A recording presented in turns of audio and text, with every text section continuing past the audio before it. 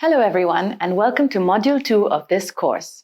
This is focused on building a social business.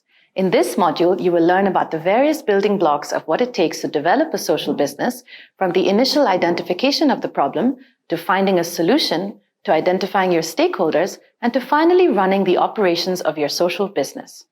The key learning outcome of this session 1 is to be able to identify a social problem and to have a deeper understanding of its causes and effects. As you have learned from listening to speakers such as Professor Mohammed Yunus and Corinne Bazina of Grameen Danone in Module 1, the seeds of a social business start when you have seen a problem in your community or locality that you are passionate about solving. It boils down to, why are you doing this? You must ask yourself, what is that problem? And if you had to break it down, what are the causes and effects of that problem? To fully identify the social problem, let's use the problem tree tool. There are 3 key features of the problem tree tool. Number 1, the trunk, which is the problem itself. Number 2, the roots, which are the causes of the problem. And number 3, the branches, which are the effects of the problem. It is important to first identify the trunk of the problem because that then allows us to identify the roots and then the branches. If you see the tool, we start at the trunk of the tree when we identify the problem itself. Remember, the definition of this trunk also helps in narrowing down on the causes of the problem. Otherwise, you might have quite widespread roots. Take, for example, the problem of lack of job opportunities for low-income youth. In developing countries such as India, there is a large demographic dividend, comprised of over half of the population under the age of 25. Millions of youth apply to join the workforce annually, but a vast proportion remain unemployed due to the low level of skills earned during high school or undergraduate study, or perhaps a lack of ability to receive and complete a high-quality, well-rounded education. When we move into the roots of the tree, this is where we identify the causes of the problem. In other words, why this problem exists.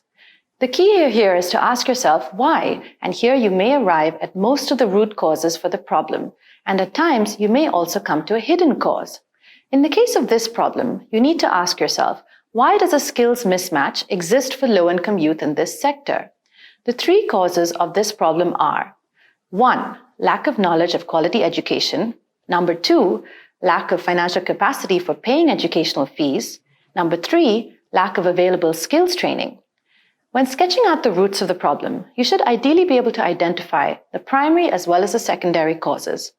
It is important here not to give solutions to the problem while defining the causes.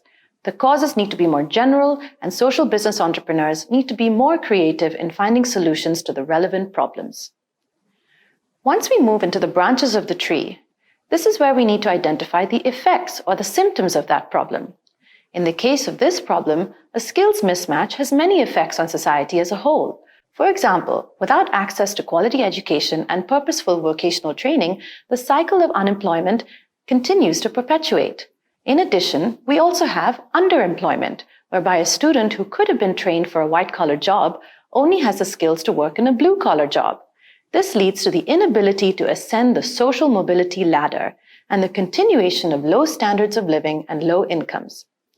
On a societal level, there will continue to be a supply-demand gap where the demand of skilled professionals across different sectors is high, but there is continually a low supply of trained workers to be placed in these jobs. This will eventually lead to a slow growth economy. By correctly identifying the effects of this problem, you can also visualize the impact that you can create through your solution. Now that we have walked through the problem tree, let's understand why social business theorists and practitioners use this tool. There are 3 main reasons. Number 1, it helps us to break down the problem into manageable and definable chunks. This will initially help in a clear defining of objectives, and it will later help in better management of resources. Number 2, it offers better understanding of the problem. Number 3, it allows us to understand that there are interconnected as well as contradictory causes, and often, when there will be a vicious cycle, the effects of the problem will actually lead to causes. To conclude, most social business practitioners work on the causes and are hoping to eradicate the problem, but often at times the problem can be too large for one social business to address on its own. A large ecosystem is needed to facilitate and foster multiple social businesses to address the same problem. It is important to note that one needs to work on the effects of the problem and be preventative instead of curative, and in this way, work towards eradicating the problem. As a next step, I'd like you to think about what's the problem that you are passionate about? Why? What are its causes? What are its effects? What part of the problem are you keen to work on in building your social business, and how can you use the problem tree to develop your thought process further? In the next session, we will learn how to develop a solution to the problem using a theory of change tool.